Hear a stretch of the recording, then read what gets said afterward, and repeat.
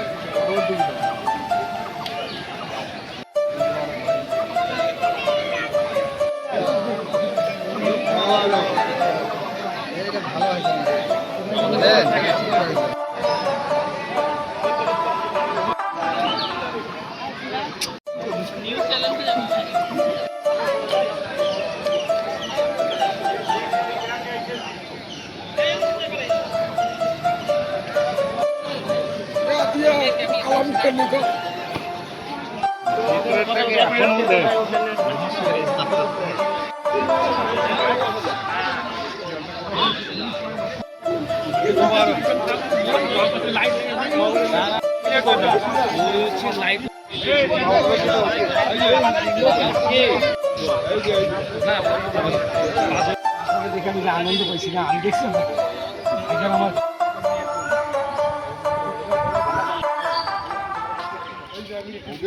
ওয়ালাইকুম রহমতুল্লাহ।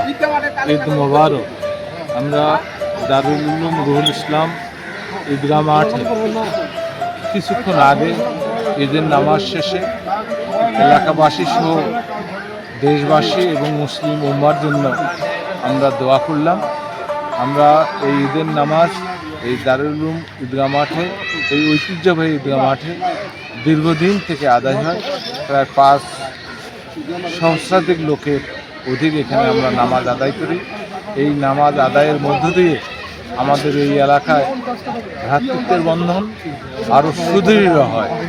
আমরা আশা করব যে আজকে এই দিনে আমরা আমাদের এই ঈদের নামাজ আদায়ের মধ্য দিয়ে আমাদের এই এলাকার মানুষের মধ্যে ঐক্য ও ভ্রাতৃত্বের বন্ধন আরও সুদৃঢ় হবে এবং মহান রাব্বুল আলামিনের কাছে এই দোয়া আমরা করি যে মহান রাব্বুল আলামিন আজকে আমাদের এই পবিত্র রমজান মাস আমরা শেষ করে আজকে যে ঈদের নামাজ আদায় করলাম, আমাদের রমজানের সকল ইবাদত যেন মহান রাব্বুল আলামিন কবুল করেন এবং ঈদের নামাজকে আমরা কবুল করেন এবং আমাদের এই এলাকার সকল মানুষের শান্তি, সুখ, শান্তি, সমৃদ্ধি এবং ঈদের অনাবিল আনন্দ দেয়।